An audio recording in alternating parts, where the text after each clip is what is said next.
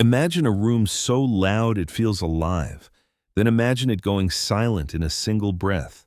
Not because of a gun, not because of a threat, but because one sentence was spoken in public and everyone understood what it meant. It is Saturday night, June 14th, 1936. Inside a crowded Harlem club just off Lenox Avenue, cigarette smoke hangs low. A trumpet coughs between songs. A waitress sets a chipped coffee cup on a corner table and doesn't leave. She senses something. So does everyone else. At the bar, the owner smiles too wide. His hand closes around an envelope that doesn't belong to him.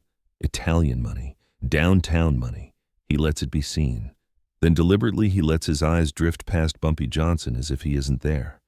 As if Harlem's memory, Harlem's rules, Harlem's restraint mean nothing tonight. People stop breathing the same way. A folded newspaper freezes mid-air. Someone near the door quietly steps aside, creating space no one asked for. Bumpy doesn't move. No words, no correction. Just a slow look, measured, almost courteous, that tells the room this moment will not end here. Everyone present knows what just happened, and more importantly, they know what didn't. This isn't rage, this is something worse. Because when humiliation is public and restraint is chosen, consequences don't arrive loudly. They arrive on schedule.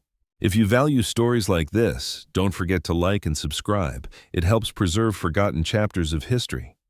And while you're watching, tell me your local time and where you're listening from in the comments. By the time the band starts playing again, the countdown has already begun. No one hears it, but Harlem feels it. By Sunday morning, Harlem already knows. Not through newspapers, not through police reports, through pauses in conversation, through looks held half a second too long, through the way a man lowers his voice when he says the club's name out loud. The humiliation travels faster than anger ever could. It moves from barbershops on 135th Street to church steps on 7th Avenue. It rides inside folded coats and whispered jokes that never quite land. By noon, everyone knows the same detail. The insult wasn't shouted. It was performed. Calmly, in front of witnesses. That's what makes it dangerous. Bumpy Johnson spends that morning exactly where people expect him not to be. At a small table near the window of a Lenox Avenue cafe. No entourage, no tension. Just a cup of coffee going cold beside a folded newspaper dated June 15th, 1936. He doesn't read it. He watches reflections in the glass, people passing, slowing, pretending not to look in. A man across from him clears his throat, says nothing, leaves his spoon on the saucer when he stands. It rattles once. That sound carries more meaning than words. Bumpy doesn't chase the insult. He lets it come to him. Public humiliation changes the rules. Once it's witnessed, it stops belonging to the two men involved. It becomes communal property. Everyone who saw it now has a stake in how it ends, and Harlem understands restraint. That afternoon, a messenger walks 4 blocks, then turns back. A club pianist quietly declines a Tuesday booking. A beer distributor misplaces a delivery order. None of it looks coordinated. That's the point. No phone calls, no meetings, just a collective recalibration. Bumpy never gives an order out loud. He doesn't have to. By Monday, the club owner notices small things: a missing crate, a bartender calling in sick without explanation, a union man who suddenly can't help anymore. The doors still open, the lights still turn on, but the room feels thinner, like air slowly leaving a tire. The owner tells himself it's nothing. He's wrong. Across Harlem, the numbers tell a quieter story. In 1936, nearly 72% of Harlem nightlife revenue depends on repeat local patrons, not tourists, not downtown money. Clubs survive on memory, on loyalty, on being chosen night after night, and memory, once offended, doesn't forgive easily. That evening, Bumpy walks past the club without stopping. He doesn't look at it. That's when people begin to understand this isn't about punishment. It's about structure, about showing what happens when someone borrows power they don't understand. Inside the club, a saxophonist misses a cue. The room notices. A waitress sets down a coffee cup and forgets to ask if the customer wants sugar. Small cracks, human cracks. The owner stands near the bar counting cash too early in the night. He laughs at a joke no one finishes. He checks the door more often than the register. Outside, the street hums as usual. But the community has already chosen a side without ever saying it out loud. And somewhere between Sunday afternoon and Monday night, the humiliation stops being a moment. It becomes a process. The deadline is never spoken. That's what makes it effective. It begins on Tuesday, June 16th, 1936. At exactly the hour the club usually receives its first liquor delivery. A truck turns onto the block, slows, then keeps going. No argument, no confrontation, just absence. By noon, the owner is already irritated. By dusk, he's uneasy. Deadlines don't need clocks when routines exist. Bumpy Johnson understands this better than anyone. He doesn't mark time in days. He marks it in habits, deliveries, payroll favors, expectations. When those stop arriving on schedule, panic fills the gap. At a small table in the back of a numbers office, a confiscated notebook lies open, not seized by police, simply left behind by a runner who decided not to finish his route. Names are crossed out, not aggressively, neatly, as if the decision had been made long before the pencil touched paper. This is how countdowns work in Harlem. They erase before they destroy. The owner spends Tuesday afternoon on the phone. He calls downtown. He calls a man who once called himself a friend. The line rings longer than usual. When someone finally answers, the voice is polite, apologetic, unavailable. By Wednesday, June 17th, the deadline tightens. Musicians cancel within hours of each other. One claims illness. Another says he's been offered better money elsewhere, no details. A third simply doesn't show up.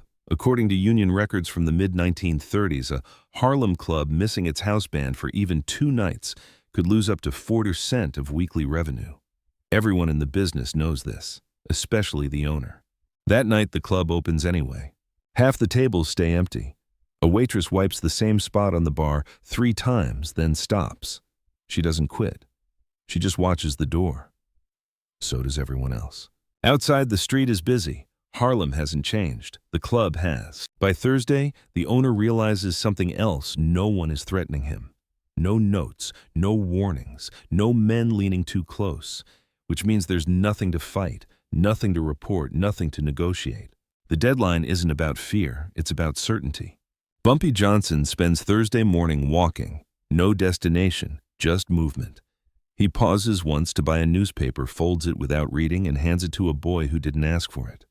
A small gesture, kind, final. By then, the community understands the schedule, even if the owner doesn't. Harlem's unwritten systems are already in motion. Beer suppliers, performers, doormen, all independent, all connected. In 1936, nearly 3 out of 4 Harlem clubs relied on informal cooperation. Favors remembered, slights returned. This isn't rumor, it's survival math. Friday arrives. The owner opens the safe and counts what's left. He counts twice, then a third time slower. His hands shake, but not from fear, from disbelief. He did everything right, he tells himself. He paid. He chose power. What he chose was visibility. That night, someone locks the side door earlier than usual. No explanation, just habit changing. The owner notices too late. Across the street, a man leans against a lamppost and says nothing to anyone. He doesn't need to. Silence has weight now. The deadline is almost complete. And the cruelest part is this. No one knows the exact moment it ends. Only that once it does, nothing will ever reopen the same way again. By Saturday, June 20th, 1936, the doors are still opening. That's the illusion. From the outside, the club looks intact. Lights on sign, glowing music, faint but present. But inside, the structure is already gone. Not damaged, removed.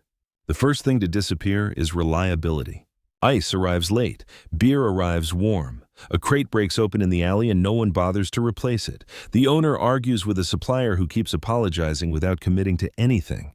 The tone is respectful, almost sympathetic. That's when it becomes clear this is not resistance. This is refusal. Retaliation doesn't move forward here. It moves sideways. Step 1 is distribution. Harlem clubs in the 1930s don't own their supply chains. Liquor passes through hands that remember favors. In 1936, nearly 65% of Harlem nightlife alcohol is handled by independent distributors, not the big downtown houses. Those distributors don't break contracts. They simply reprioritize. Step 2 is labor. A doorman doesn't show up. Not fired, not sick, just absent. A substitute arrives who doesn't know the regulars. He doesn't know who to let in quietly, who to stall, who to wave through without checking a coat. The room feels wrong immediately. Customers notice when rituals fail. Step 3 is music. A club without sound becomes a waiting room. A pianist plays slower than usual, misses transitions. A drummer stops early saying his hands hurt. In 1930s, Harlem music isn't decoration, it's permission. Without it, people don't stay. They finish drinks, they leave money on the table, they don't come back. Bumpy Johnson never enters the club. That matters. Instead, he passes information indirectly the way it's always been done. Through a quiet look exchanged on the corner, through a man choosing not to place a bet, through a folded slip of paper left untouched on a table. Every action says the same thing the system has adjusted. The owner senses it on Saturday night. He stands behind the bar and realizes he hasn't shaken a familiar hand all evening. The regulars, the men who used to anchor the room, aren't here. According to city records, a Harlem club could lose up to 55% of its foot traffic if just 12 core patrons stopped attending. 12, not hundreds. The owner counts fewer than that in the room now. A waitress brings him a coffee he didn't order. He drinks it anyway. It's bitter. He doesn't add sugar. Step 4 is paperwork. A permit renewal slows. A signature is delayed. No rejection, just time stretching. In New York City during the mid-1930s, temporary closures from administrative delay accounted for nearly 1/3 of nightlife shutdowns. Not raids, not violence. Paper. By Sunday, the owner understands the pattern but not the purpose. He keeps waiting for the confrontation, the warning, the moment he can respond to. It never comes, because the point was never to frighten him. It was to demonstrate that power doesn't announce itself when it's real. It withdraws support and lets gravity do the rest. That evening, the club closes early, no announcement, just a decision made quietly behind the bar. Outside, Harlem moves on. Inside, the owner locks the door and keeps the key in his hand longer than necessary. He listens to the silence. He tells himself this is temporary. Across the neighborhood, no one contradicts him. They don't need to. The retaliation has finished its work. By Monday, June 22, 1936, Harlem has stopped talking about the club. That silence is not accidental. In neighborhoods like this, conversation is oxygen. When a place disappears from speech, it's already halfway erased from memory. The owner learns this standing on his own sidewalk, watching people cross the street rather than pass his door. No one looks hostile. No one looks afraid. They simply choose elsewhere. A woman who's lived on the block for 20 years buys her cigarettes 2 doors down instead of inside the club where she used to stop every morning. A taxi driver idles at the corner but doesn't pull over anymore. These are not dramatic acts. They are habits redirected. And habits once broken rarely return. Inside, the owner flips through a ledger with too many blank pages. He taps the spine against the bar once, twice, then sets it down carefully, as if noise itself might attract attention he no longer wants. In 1936, an average Harlem club needed at least 60 paid covers a night just to break even. Tonight, there are 14. He counts them twice.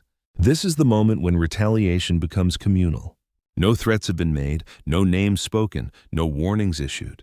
Yet the neighborhood understands what's being asked of it. A bartender quietly recommends another place to a customer who wanders in by mistake. A musician tells a friend he's between gigs rather than admit he's unavailable. Even the block seems complicit. The streetlight outside flickers longer than usual, then goes dark. No one calls it in. Power in Harlem has always depended on cooperation more than force. And now comes the question that settles into the room, heavy and unavoidable. If a man disrespects the rules in public, how many people are willing to pretend they didn't see it? Bumpy Johnson never appears. That absence forces everyone else to choose. Supporting the club now doesn't just mean buying a drink, it means taking a side. And sides once chosen have consequences that outlast the moment. By midweek, a rumor circulates, not shouted, not confirmed. Just a whisper the club's name is being scratched from booking lists, not crossed out, scratched, as if someone hesitated before deciding. Statistics from the period tell a blunt truth. In the mid-1930s, nearly 80% of Harlem nightlife failures weren't caused by police raids or mob violence, but by sustained community withdrawal. Places died because people stopped showing up. That knowledge settles in slowly. The owner sits alone one afternoon staring at a chipped coffee cup left from the morning shift. He realizes he can't remember the last time someone called him by his first name. Titles mean nothing without trust. Money means nothing without access. He finally understands something essential and devastating. This wasn't punishment. This was instruction. Harlem didn't need to be told how to respond. It remembered. And once a neighborhood remembers, it doesn't forget quickly. The doors open that night, but no one pushes them. The room fills with a silence so complete it feels deliberate, like the answer to a question no one asked out loud. The owner understands too late. Not on a dramatic night, not during an argument, but on Thursday, June 25th, 1936, at exactly 4:10 in the afternoon, when he realizes no one is coming to collect what he owes. The chair across from him stays empty. He has rehearsed the conversation for days, how he'll explain, how he'll negotiate, how he'll frame the insult as a misunderstanding that got out of hand. He straightens a stack of papers on his desk. Permits, invoices, a renewal form with a missing signature. He pours himself coffee from a pot that's been sitting too long. Drinks it anyway. The phone doesn't ring. That's when the truth settles in. This was never about forcing him to apologize. It was about forcing him to exist without support. He walks the room slowly, touching objects as if they might answer him. The edge of the bar, a cash register drawer that slides open too easily now.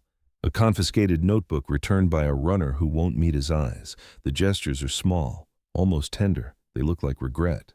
Psychologically, this is the collapse point.